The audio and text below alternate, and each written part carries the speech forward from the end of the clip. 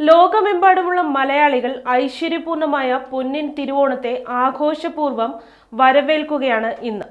നാടും നഗരവും ഉൾപ്പെടെ മലയാളികളുള്ള ഇടങ്ങളെല്ലാം ആഘോഷ ലഹരിയിലാണ്. കേരളം വാണ മഹാബലി രാജാവ് തന്റെ പ്രജകളെ കാണാനെത്തുന്ന ദിനമാണ് തിരുവോണമെന്നാണ് ഐതിഹ്യം.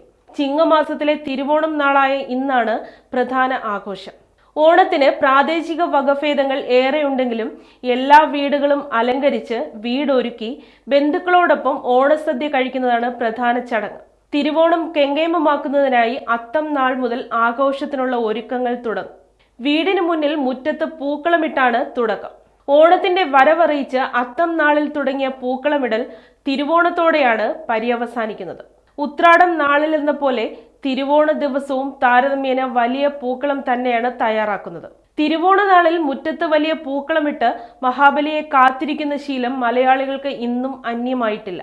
ഒത്തൊരുമയുടെയും സൗഹൃദത്തിന്റെയും സമൃദ്ധിയുടെയും ഉത്സവമാണിത്.